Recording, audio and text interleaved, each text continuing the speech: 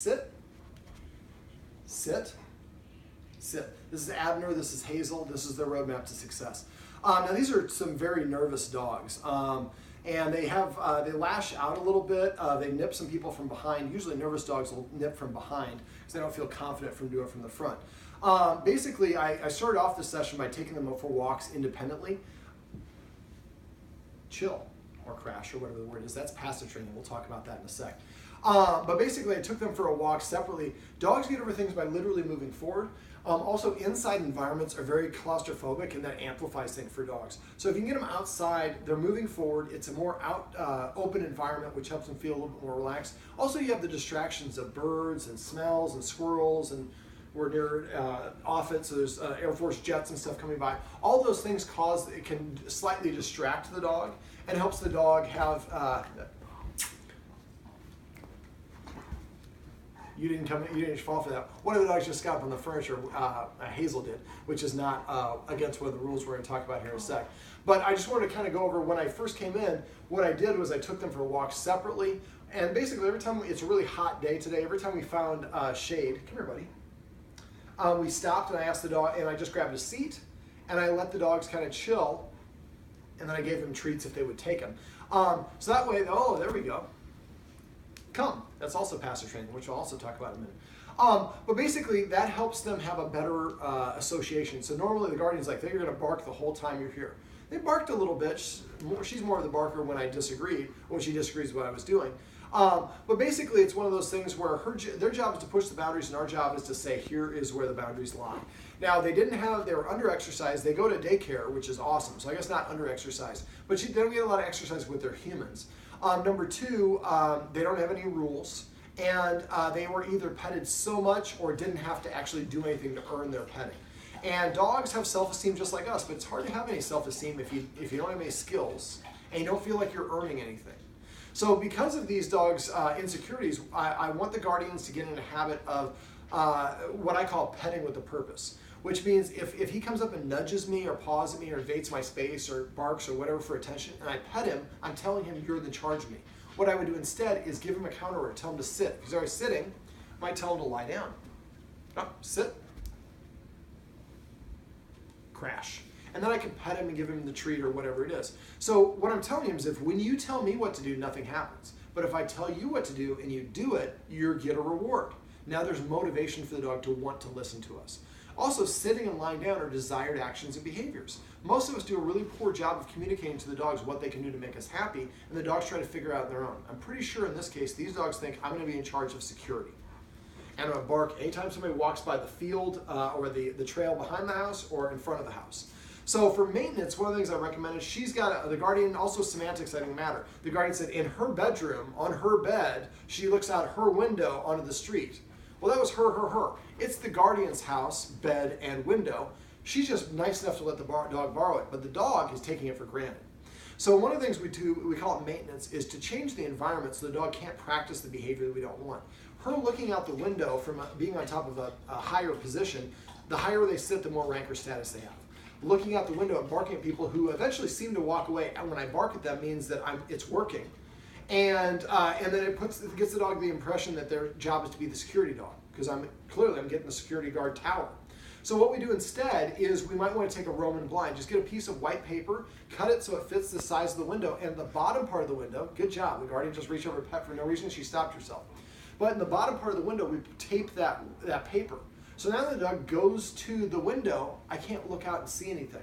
Now we just do the bottom part of the window, so as humans, when we're standing, we can look out the top of the window. The dogs just can't see out the back. So we help her break that behavior pattern, and she gets in a new habit of not looking out the window because she can't see anything anyways. Now, how does she look out the window? She jumps up on the bed. Well, they also like to get on the couch. This is a really nice couch. The guardians haven't seen this couch for a while because they have it covered up with this stuff, because the dogs are on it. So one of the rules is not being allowed on the furniture. Well, how do we defend the furniture? Well, you can. One of the things I do is the dogs on the furniture, I would touch the dog's treat with a nose with a treat, then toss it on the ground. When the dog gets down on the ground and licks it up, I would say the word off. Remember, anytime you use a treat, the dog should hear the command word immediately after the treat goes into their mouth. So I toss it on the ground and say off when they lick it. Now I'm putting context. Oh, suddenly somebody's motivated, huh? So I put things in context and I create a vocabulary word which is easy for the dog to understand. Yes, and see, she's confused as to what her position is. So for the couch and the bed, what I would do is get what we call X mats, the letter X and M-A-T. You can get them on Amazon. It's a flat piece of plastic about this big. You can fold it in half, and it's got spikes on it. They're tiny little spikes, but the dog will not want to jump up on it. It's not going to hurt your dog, but it will cause some discomfort the first time they put their paw on it, and they'll learn not to do that. So now instead of having to guard the couch, they just learn not to do it on their own. Crash, passive training. All right, so for maintenance, we might also do the same thing here, but put the paper on the outside window so that dogs can't scratch it off. But this way, I mean, we have a nice, beautiful view here. We just opened these blinds so we had light for this video. The Guardians have a wonderful view here that they don't get to enjoy because they have the blinds closed at all times because the dogs will bark at people outside. Well, if we just put a 3-foot high piece of paper on the outside, now you can still look outside, you get sunlight in, and the dogs can't see out and practice barking at people. But for dogs, if I bark at someone who's approaching my yard and I bark and keep on barking and then they eventually walk away, well, I just defended the house. We were going to be invaded, but I just made them go away. And that makes the dog more prone to do that activity over and over again. So by a little bit of maintenance and being strategic and where we place that, we can help the dog develop new behavior patterns. Now, to flip the leader-follower dynamic, I went over a number of rules. Now, I'm kind of like Mr. Miyagi, if you've watched The Karate Kid. My rules are not just rules for a rule. There's a rule because there's a reason for it, but the rule also helps the Guardians start to demonstrate themselves as authority figures through their actions. And there's the reason I say Mr. Miyagi, because I try to do things that are going to do 3 or 4 things, although people only just see what's on the surface. So dogs learn through repetition, consistency, and good timing. They also probe to determine where boundaries and limits are, and also to see who are the leaders and who are the followers. The leaders are whoever are enforcing the rules. Well, if I'm driving down the freeway and I'm passing cops and nobody's passing me and pulling me over and I'm speeding, after a while I think I'm above the law. A lack of rules confuses dogs into thinking that they're our peers. And then if the dog nudges me or barks at me and tells me to pet him and I pet him, well, now the dog thinks it's in charge of me. And that confuses the dog, and that contributes to these dogs barking and thinking they're in charge, but the humans don't see the dogs as being in charge. So we ignore them when they try to correct us. Just like a parent who has a child that doesn't listen to them, that stresses out the dog. And when we're stressed, we're not going to be acting at our best. And so both of these dogs have lunged and nipped at people, especially when they turn around and give them their back, because that's up. There we go. No, you're fine. The Guardians are doing a great job. That's actually probably better that I didn't correct, because then we would have had a lot of barking. But the Guardians are on the couch, and Hazel keeps on trying to get on the couch, and they're blocking and not allowing it. So one of the dirty secrets of dog behavior is you have to always outlast your dog. Every time you give in, you are training your dog to be defiant and to keep pushing your boundaries. So in a dog world, if I want a dog to do something and I have more status than the other dog, I'm going to drop everything and follow through until I get my way. And then at that point, then I stop. So I want the Guardians here to start thinking about that and following through on every single thing for a month. If you do it really strictly for a month, after a while, the dogs start to get in a habit on their own. And then you could you miss an opportunity, but the dogs are kind of on autopilot. Now, to flip the leader-follower dynamic, what I like to do is, one of the ways I like to do it is incorporating rules.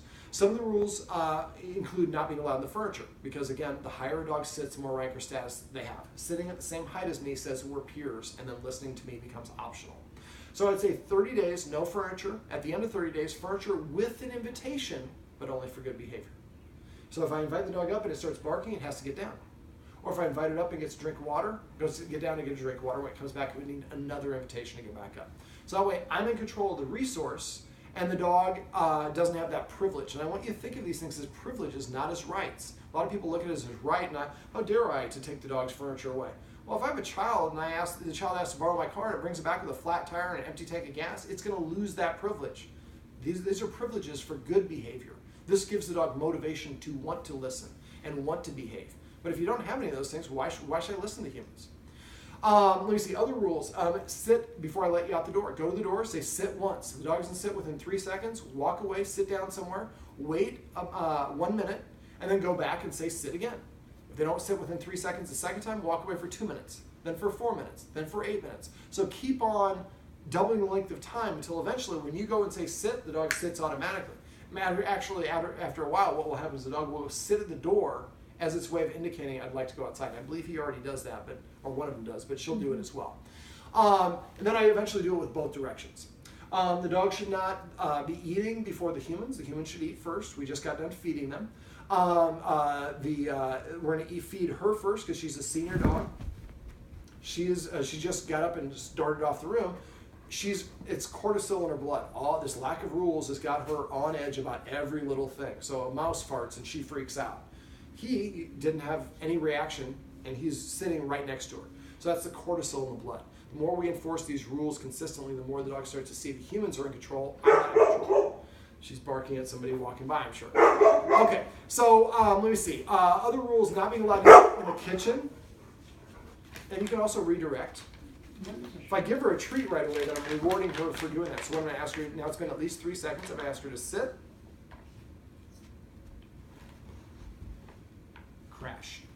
So I redirect her into something I wanted. That refocuses her. And then I give her a reward for compliance. Okay, so another rule is not be allowed in the kitchen when we're preparing food. The rest of the time they can come and go. Not being allowed within 7 feet of the other dog while it's eating. And we're going to let the dogs eat in a structured way, in a structured order. After the human eats something, of course, first. I showed the guardians how to give them each a command word to eat. Her word is, I think, grub, and his was chow.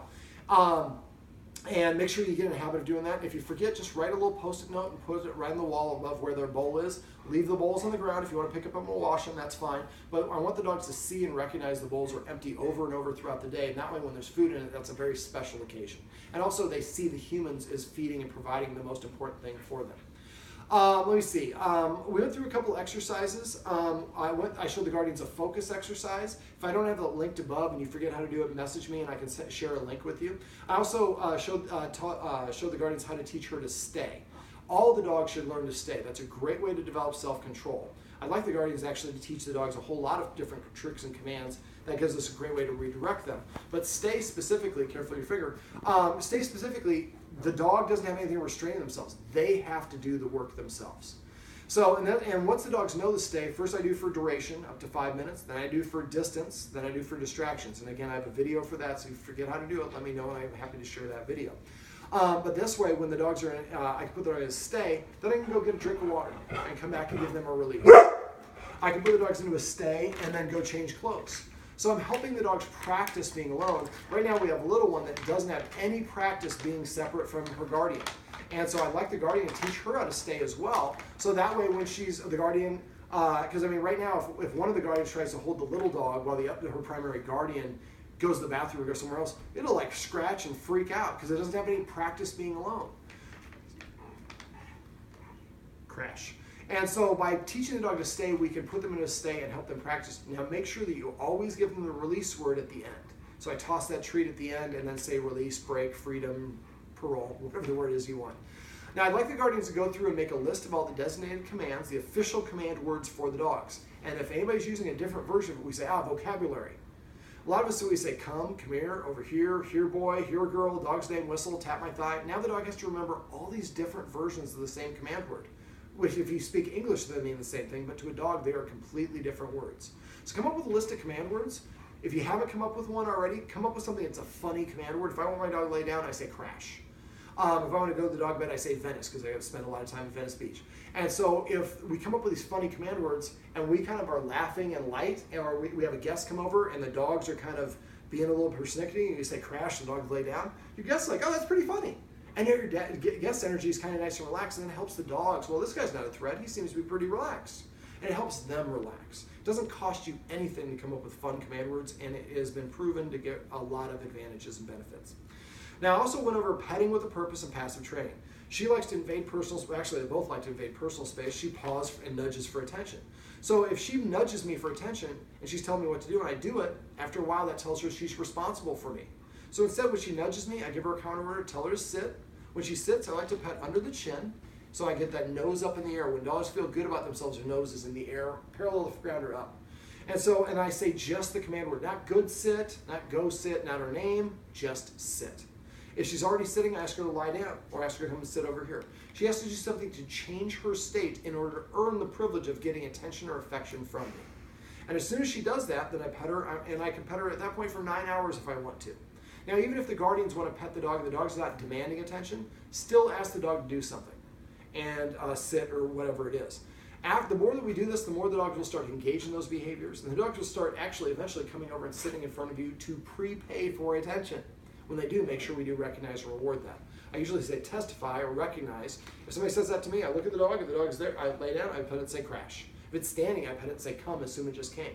Remember, you have 3 seconds to correct or reward your dog and for them to have the ability to make the connection, but you have to be repeating it consistently over and over. That's why enforcing the rules consistently for a month or as long as the problem's still going on is so monumentally important. So overrated or overlooked, but very underrated. It's needed to be done. So let me see, what else? Passive training. Passive training, so even if you want to pet the dog, still ask the dog to sit or lay down or do something, and then you pet it for 9 hours after that. Now, if I see somebody's petting the dog without a purpose, I usually say paycheck, and that person needs to stop petting the dog, say sit or down, and when the dog lays down, pet it and say down. You missed it. I asked the dog to sit. He stood up, and I continued petting. But if we argue about that, the dog that tells the dog it's okay to be on our own page. But instead, if somebody says paycheck to me, I immediately stop. That's okay.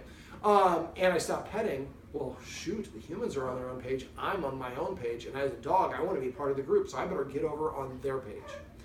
And that whining is a whimper. Now, for dogs, good attention and bad attention about the same thing. Most of us train our dogs to misbehave because that's the fastest way to get our attention. If these guys start barking, the guardians are all over them. Well, that makes them bark more because they want the attention. But now, with petting with a purpose and every time that I sit, I get attention. Every time I come to them, I get attention. Now, that actually leads me to passive training, which I was pointing out earlier. Passive training is waiting for the dog to voluntarily offer you the behavior that you want within the 3-second window, petting them and marking it by saying the command word and only the command word. So if every time that Hazel comes to me, I pet her and say come, well, now over and over throughout the day, she's hearing the word come, and the end result is something she's doing organically. I'm not trying to influence her. I'm just waiting for her to do it and recognizing her. Parents have been doing this for the dawn of time. The first time the kid goes to the bathroom by themselves, hey, I'm calling your dad. No, she went potty and she flushed and everything. We make a big deal out of those things because we want the kids to emulate that behavior. Same principle works brilliantly for dogs. And if you get in a habit, and I usually say testify for that, but as my watchword, but if you get in a habit of petting the dogs with a purpose and using passive training to reward desired actions and behaviors, every time you pet your dog, it becomes a micro-training session. And it happens without you even thinking about it. Now, I'd also like the guardians to train the dogs a new trick or command each week. Stay is one that takes a long time, so that's one you would be practicing throughout. But then I would also pick go to YouTube. All these trainers want to be Cesar Millan or get on Dog Masters, which is a TV program the producer for the Dog Whisperer is putting together that I was in the consideration for. It didn't make the cut, but it'll be out soon. But basically, the more that we create these positive associations, the more the dog wants to engage with them. The more we enforce rules, the more they see us as the authority figure. And so we really, all these things combined are going to shift the leader-follower dynamic and reduce the pressure or the stress on the dogs and reduce the cortisol levels in their blood so they can go back to relaxing. Now for started talking about training them. So each week I'd like one of the guardians to go to YouTube and pick an easy dog trick. Teach the dog to stay. Or not to stay, but roll over, bang your dead, sit pretty, shake, balance a treat on the nose, whatever it is. I tell my dog grumble through passive training. So every time she does that, you can say grumble. Now, in her case, it probably wouldn't be a good idea to do it because she's doing it for the wrong reasons. All right, buddy, come here. There you go. Sit. Jealousy, sit. Works awesome, as you just saw. So one of the things I practice, I call this coffee for closers. If you've seen the movie, if you haven't seen Coffee for Closers or seen Glengarry Glen Ross, go to YouTube and Google coffee or search for coffee for closers. Coffee for closers is basically coming up with a command and then rewarding the first dog to do it and not giving a darn thing to the second dog. So let me show you. Hey, buddy. Sit. Sit. She sat, but she didn't sit the same veracity that he did, so he got the reward and she didn't get anything. If I go out of my way and give her a treat too, just to be fair, well, I'm taking away her motivation to perform. And then I'm also telling him, why bust your butt? Because you get the same reward if you're first or last. So now if they both come at the same time, then I would give them both the same reward. But I like the guardians getting a habit of going around and asking for them to come or sit or whatever it is and paying just the first dog to do it. Now, getting back to training, I'd like the guardians to go to YouTube, find a trick or command, and then teach the dogs and teach them separately, that trick or command, and then teach the other guardian, and all week long practice that bang, you're dead, all week long until the dogs have it mastered. The next week, the other guardian takes over, and she teaches all the dogs separately the same trick, a different one, but the same trick for all the dogs. And then we practice that trick all week long. And if each guardian does this for 4 tricks, by the end of the summer, the dogs will know 8 new commands. They'll know more commands than the average dog in the United States. And just like us, the more skills we acquire, the more confident and self-esteem boost we get. These dogs need a self-esteem boost. They are very insecure and very nervous. The more the guardians take over the leadership role, the more confident they're going to get in their guardian's leadership, and it's going to be through the guardians enforcing rules about consistently, heading with a purpose consistently, do all these things to help through their actions to show the dog that we're in charge, not to tell them. Let me see, what else did we go over? Structured feeding. I think we're close to the end of that. Now I think we have a little dog that we really didn't work with very much, is doing some marking and has some other issues. The same principles that we worked for the big dogs will work for her as well. What I'd like the guardians to do is spend a month working on all of the things that I just try to summarize here. If you have any questions, text me or call me. Please text me if you have the preference because it's faster for me. But I'm there to support my clients. I don't charge for that. I want you to reach out if you have any questions or problems. What we should start seeing is the dogs start being more relaxed, her not being nervous about every little thing. And then after a while, they can kind of start dealing with other things. As their self-esteem goes up and their cortisol level goes down, they feel better and better about themselves. And they respect their guardians more. And we've achieved a lot of things in multiple ways. Now, the video above is about, I made it on how to make the dog sit at the door before you let them out. But the idea for that concept of that video is what I really do throughout, anytime I have a dog behavior problem, is I try to ask, first of all, have I taught the dog how to behave in that situation? Most of the time, if we do teach the dog, we teach them the wrong things because we don't intentionally do it. So what I do is I recreate the situation and I break it down with small steps in practice. And you can watch the video above or go to Doug on Problems if you're watching this on YouTube and find the video above, where I talk about breaking down individual steps, practicing one step over and over in the easiest capacity possible before only the dog performs that one perfectly do I move to the next step. This is awfully cute. And eventually we get to the point where the dog knows how to do each individual step, and then we can bring them all together. Then when the dog knows how to do it, we work our way back to the real world situation, and we practice with each dog separately, then we bring the 2 best dogs together. Watch the video above, it'll explain it all. All right, well this is Hazel, and why am I forgetting your name? Amber. Abner. I keep on saying Abner because you have a bit of an Amber thing going to it. That's Abner. And I'm Amber. Oh, there we go. See, all the names come in here. Very close. All right, so this is Abner and Hazel's roadmap to success. I'm getting confused now. And remember, everything that you do trains your dog. Only sometimes you mean it.